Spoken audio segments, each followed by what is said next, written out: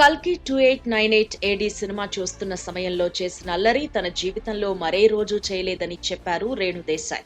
World wide గా ఎన్నో expectations తో జూన్ 27న విడుదలైన ఈ మూవీని హైదరాబాద్ లోని ప్రసాద్ మల్టీప్లెక్స్ లో ఉన్న పీసీఎక్స్ స్క్రీన్ లో తన ఫ్యామిలీ మెంబర్స్ తో కలిసి చూశారు రేణు దేశాయ్. అకిరా నందన్ కూడా వీరితో కలిసే సినిమా చూశారు. అయితే అకిరా నందన్ కల్కి టీషర్ట్ వేసుకోవటం విశేషం. ఇలా తన వాళ్ళందరితో కలిసి సినిమా చూసిన రేణు దేశాయ్ కల్కి 2898 ఏడీ గురించి సోషల్ మీడియాలో ఇంట్రెస్టింగ్ వీడియో పోస్ట్ చేశారు.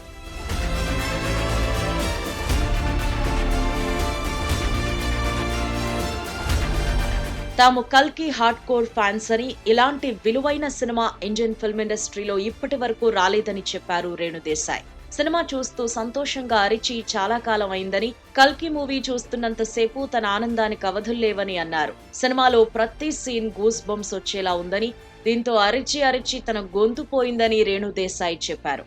ఈ దెబ్బతో మినిమం ఒక వారం రోజులైనా తన గొంతు మోగబోతుందని, ఒక్క మాట కూడా మాట్లాడలేనని అన్నారు. ఇక ఈ రోజు ఉదయమే మార్నింగ్ షో కల్కి చూడడం కోసం వెళ్లామని, ఖచ్చితంగా మీరందరూ మీ ఫ్యామిలీస్ తో వెళ్లి ఆ మూవీ చూడాలని అన్నారు. అయితే సినిమా అనంతరం అఖీరా నడుచుకుంటూ వెళ్లే టైంలో అభిమానులు చాలా ఇబ్బంది పెట్టారు. అయినా కూడా అఖీరా ఏ మాత్రం అసహనానికి గురి కాలేదు.